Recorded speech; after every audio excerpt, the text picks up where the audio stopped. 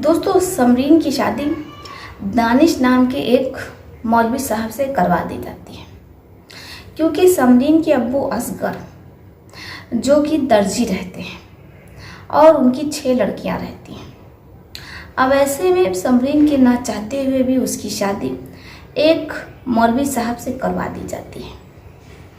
1 महीने तक समरीन मौलवी साहब के साथ तो किसी तरीके से रहती है, लेकिन उसके बाद वो अपने मायके अपने अब्बू असगर के घर चली जाती है।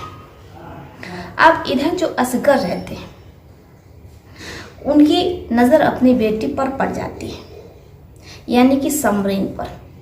वो समरीन को फूटी आँख नहीं देख पा रहे होते हैं, क्योंकि उन्होंने तो समरीन का निकाह मौलाना दानिश से करवा दिया था। अब ऐसे में बेटी घर पर है, वो मायके में रह रही है। वो दर्जी है, सिलाई करके किसी तरीके से अपनी 5 बेटियों का पेट पाल रहे थे। उन्होंने अपनी सबसे बड़ी बेटी समरीन की शादी कर दी थी, लेकिन वो भी घर पर आकर रहने लगी थी। अब यही बात असगर को अंदर ही अंदर खाई जा रही थी। एक दिन तो हद ही हो जाती है, वो अपनी बेटी समरीन को मौलाना साहब के हवाले कर देते हैं, लेकिन मौलाना साहब समरीन को ले जाने से इनकार कर देते हैं और कहते हैं कि देखिए, हमने तो समरीन को उसी वक्त तलाक दे दिया था जब वो हमारा घर छोड़ करके आ रही थी। अब बिना हलाला किए हम समरीन को अपने साथ नहीं लेकर के जाएंगे। असगर को कुछ समझ में नहीं आता है कि अब वो करे तो क्या करे। जब तक बेटी का हलाला नहीं होगा तब तक उसके जो शौहर हैं वो उसे अपनाएंगे नहीं।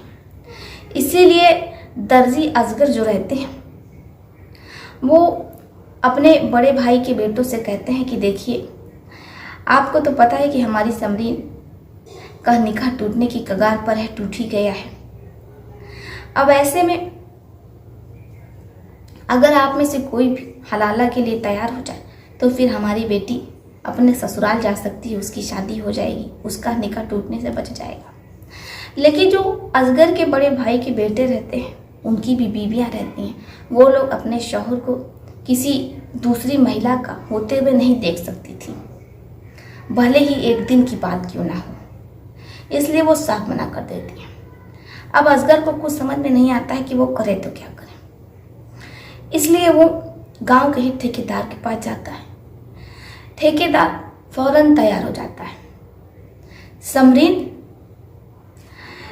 जिसे कुछ समझ में नहीं आ रहा होता है कि वो करे तो क्या करे, लेकिन उसके अब्बू ठेकेदार से 10,000 रुपया ले लेते हैं। इसलिए आज समरीन को उस ठेकेदार के पास जाना था। अब समरीन के अब्बू समरीन को स्कूटी पर बैठा करके ठेकेदार के पास लेकर के जाते हैं, लेकिन तभी रास्ते में ही समरीन और उसके अब्बू असगर लापता हो जाते हैं।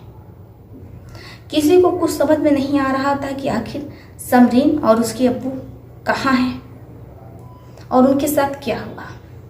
अब इधर जो समरीन की अम्मी रहती हैं वो थाने जाती हैं, FIR लिखवाती हैं।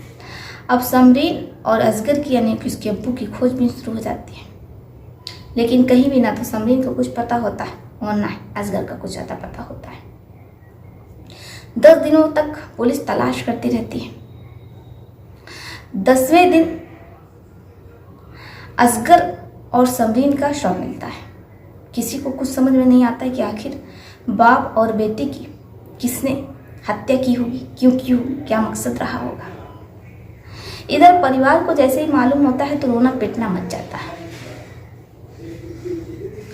अब पुलिस अपनी जांच पड़ताल शुरू करती है। वो रास्ते में लगे उस गांव में जितने भी CCTV कैमरे थे उन्हें खंगालती है, तो पुलिस वालों के होश उड़ जाते हैं। गांव के बाहर जाने से पहले समरीन, उसके अब्बू असगर, उसके शौहर दानिश में बातचीत हो रही होती है। अब पुलिस दानिश तक पहुंचती, दानिश से पूछताछ करती है कि आखिर तुमने ऐसा क्यों किया। दानिश कहता है कि देखिए, मैंने ऐसा कुछ भी नहीं किया है। अब पुलिस वाले 2 दिनों तक दानिश से पूछताछ करते हैं, लेकिन कोई सुराग नहीं मिलता है। पुलिस वाले पता करते हैं तो पता चलता है कि असगर गांव के ही ठेकेदार को 10,000 रुपये दिए थे उनकी बेटी से हलाला के लिए। अब पुलिस ठेकेदार तक पहुंचती, ठेकेदार से पूछताछ करती है। ठेकेदार से पूछताछ करने पर भी पुलिस को कोई सुराग हाथ नहीं लगता है। अब पुलिस लौट ही रही होती है कि तभी पुलिस की नज़र ठेकेदार की पत्नी ठकुराइन पर पड़ती है। अब वो ठकुराइन से पूछताछ करती है। पुलिस को ठकुराइन पर कुछ शंका होती है, क्योंकि ठकुराइन के गले में जो चेन रहती है उस पर एस लिखा रहता है, यानी कि समरीन।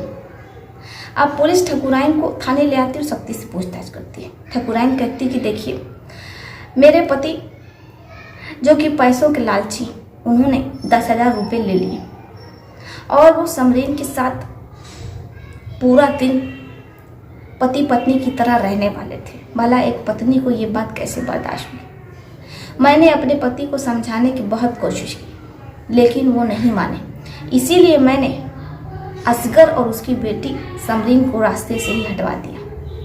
अब जब पुलिस ये सुनती है तो भचक्का रह जाती है। पुलिस वाले ठकुराइन पर और उसके साथियों पर संगीन धाराओं के अंतर्गत मुकदमा दर्ज करते हैं और उन सभी को जेल भेज देते हैं। अब ठकुराइन अपने साथियों के साथ जेल में सजा काट रही है। इधर ठेकेदार ने ना जाने कितनी अपनी प्रेमिकाएं बना रखी हैं और वो ठकुराइन के पीठ पीछे उन प्रेमिकाओं को घर पर भी लेकर के आता है। क्या ठकुराइन को ऐसे अपनी लंका में आग लगानी चाहिए थी? क्योंकि ठकुराइन तो जेल में चली गई। क्या उन्हें नहीं पता था कि अगर वो कुछ ऐसा करेंगी, जुर्म का रास्ता अपनाएंगी, तो फिर उन्हें जेल हो जाएगी और अब उनका पति आज़ाद है।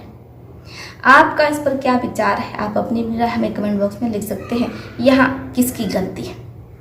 तो चलिए फिर चलते हुए मिलते हैं आपसे किसी और कहानी में। तब तक के लिए आप अपने परिवार का ध्यान रखिए। आदाब, शतिका, नमस्कार।